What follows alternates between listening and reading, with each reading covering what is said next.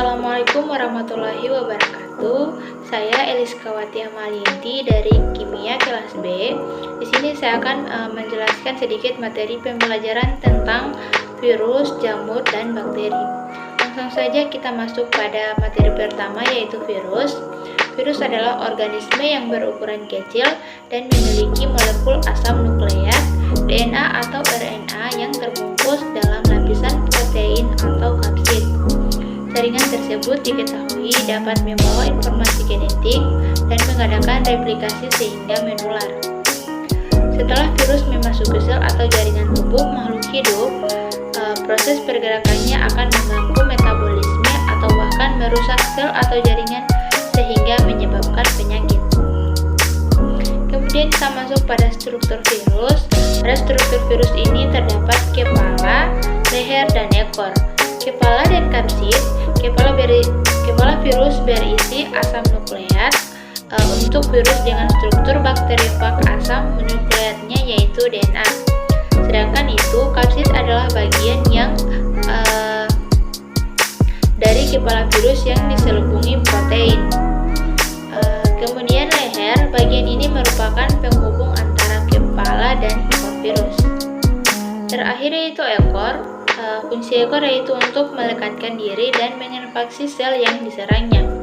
Pada bagian ini ada sel lubang ekor, lempengan dasar, dan serabut ekor. Setiap ujung serabut ekor ada reseptor yang berfungsi sebagai penerima rangsangan. Kemudian di sini ada bentuk-bentuk virus. Yang pertama yaitu virus helikal, polihedral, spherical, dan kompleks.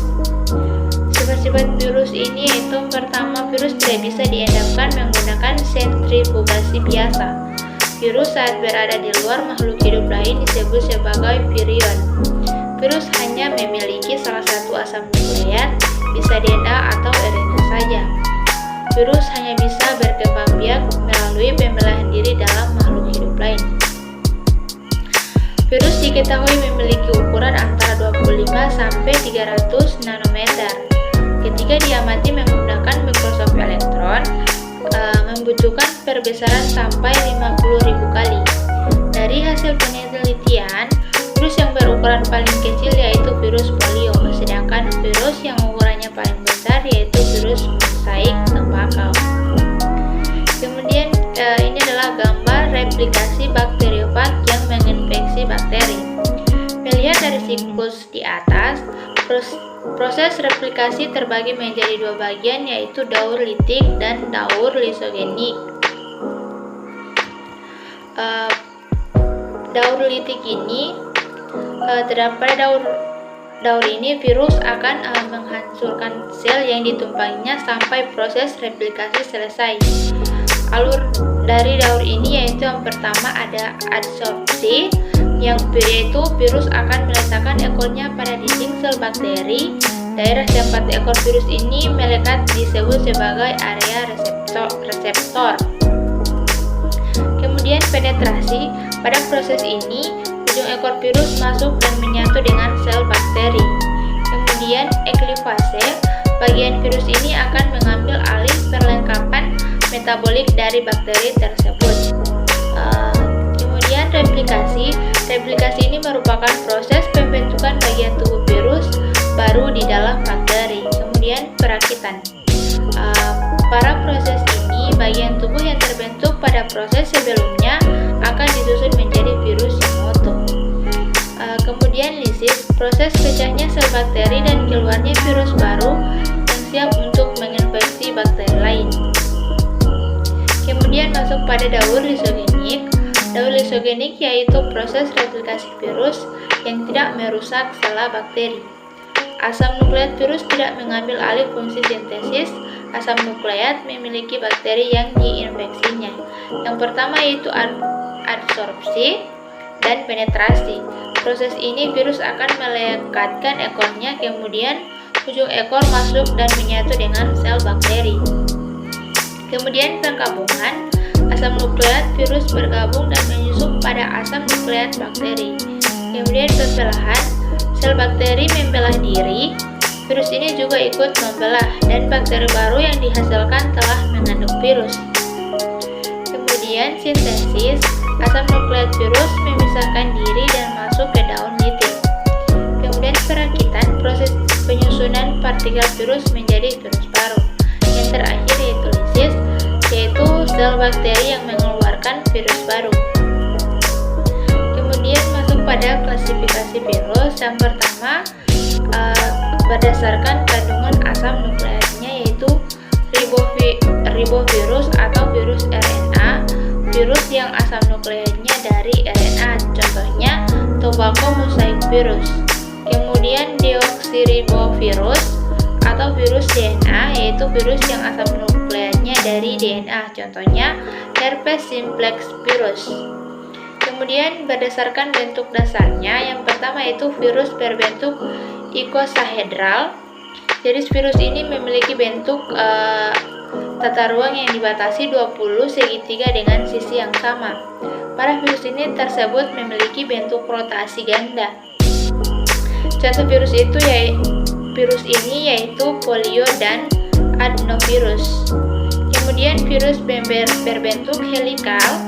Virus ini mirip batang panjang, nukleokapsidanya tidak kaku, bentuknya helix, dan mempunyai satu sumbu rotasi. RNA terlihat virus pada bagian atas, contohnya yaitu virus influenza dan tobacco mosaic virus. Kemudian terakhir yaitu virus berbentuk kompleks. Seperti namanya, jenis virus ini memiliki struktur yang sangat kompleks dan lebih lengkap. Contohnya virus ini yaitu poxivirus.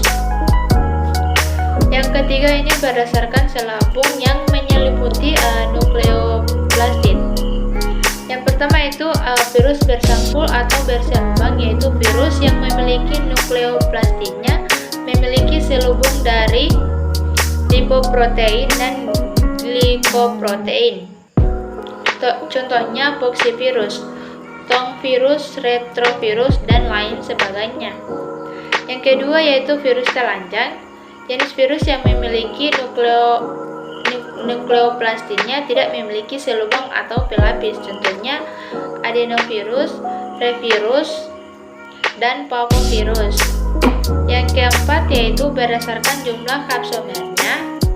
Yang pertama virus 252 kapsomer seperti adenovirus, kemudian virus 162 kapsomer seperti herpes virus, kemudian virus 72 kapsomer seperti parvovirus, virus 60 kapsomer seperti picornavirus, virus 32 kapsomer seperti parvovirus.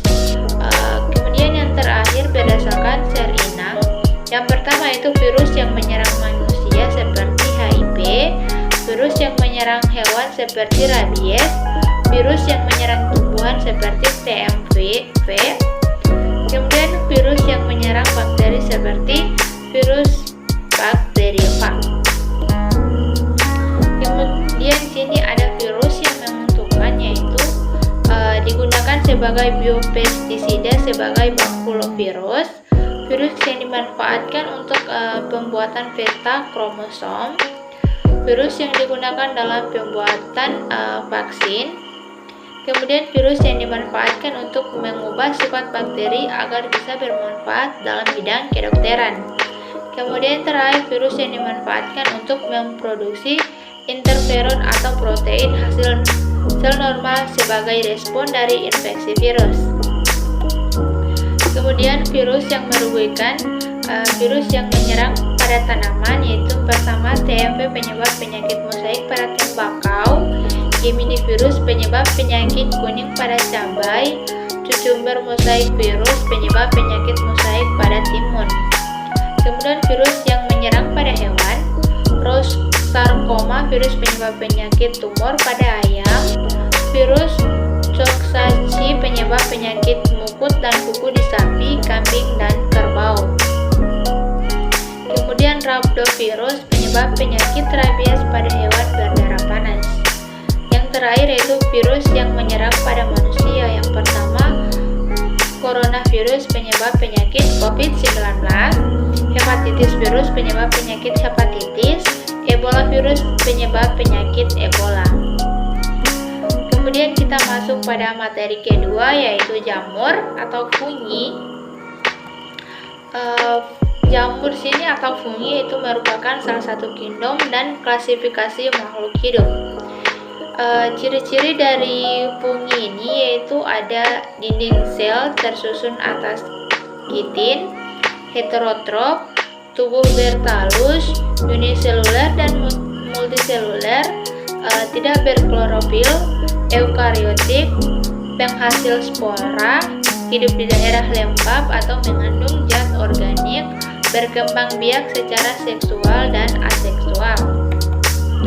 Kemudian ini ada klasifikasi jamur. Klasifikasi jamur ini ada terbagi menjadi 4 bagian, yaitu ada Zygomicota, Ascomycota, Basidiomycota, dan Deuteromycota. Yang pertama Zygomicota. Zygomicota ini dia reproduksi seksual dengan cara konjugasi. Reproduksi aseksualnya dengan cara menghasilkan spora, hifa tidak bersepta atau non-septa, hifa relatif besar dan miselium yang bercabang-cabang, dan pada umumnya hidup terestrial. Kemudian Ascomycota. Ascomycota ini perkembangbiakan seksual dengan menghasilkan spora yang disebut acospora. Kemudian reproduksi aseksual dilakukan dengan menghasilkan conidia.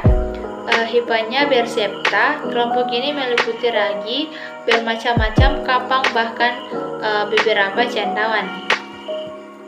Kemudian Basidiomycota. Basidiomycota ini memiliki terdapat spora seksual disebut Basidiospora. Aseksual dengan pembentukan conidium. Hifa mempunyai septa, penampilan sangat menyolok, dan secara umum sering disebut cendauan. Kebanyakan hidup sebagai sporofit, ada juga yang hidup sebagai parasit.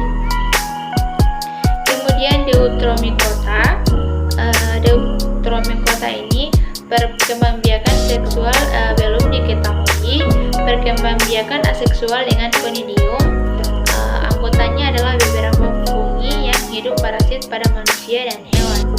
Memiliki hifa yang bersakar. Kemudian ini adalah gambar daur hidup dari Basidiomycota, Ascomycota, dan Zygomicota.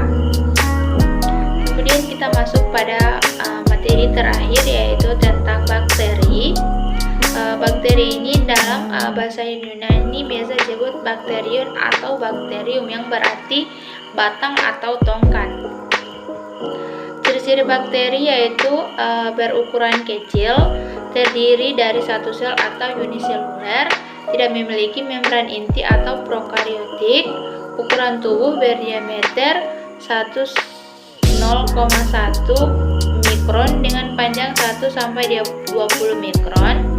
Hanya dapat dilihat melalui mikroskop, hidup berkoloni atau secara solitar, bersifat kosmoplit atau berhabitat luas, memiliki dinding sel.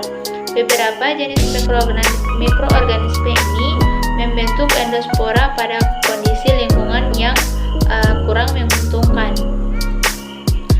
Kemudian sini ada struktur bakteri.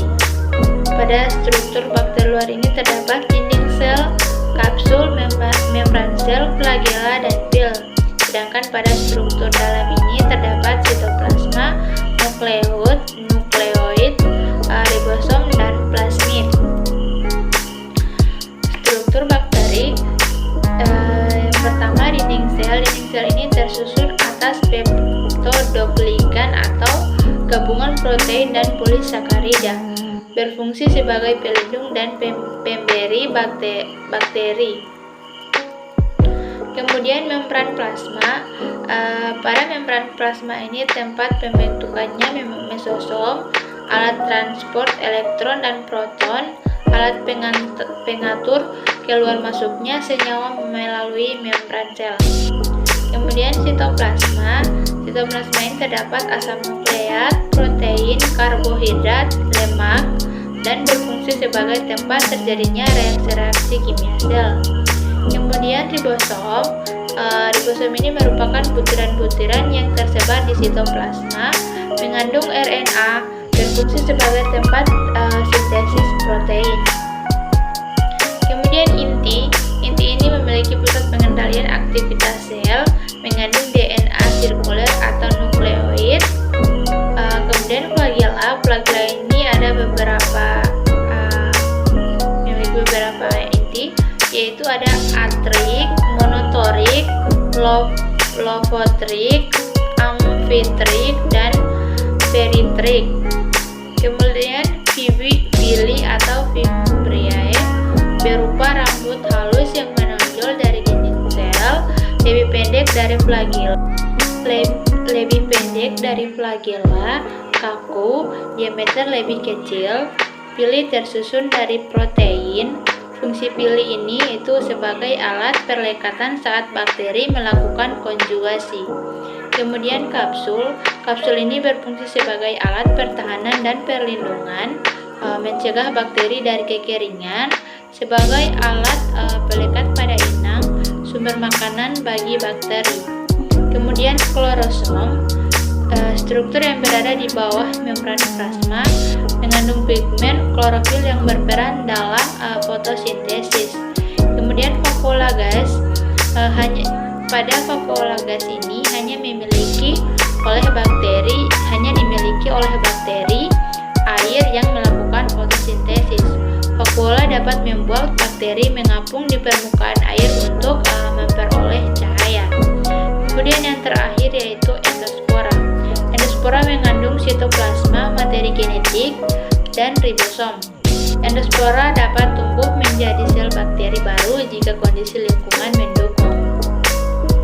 Sekian, terima kasih. Itulah sedikit materi pembelajaran tentang virus, jamur,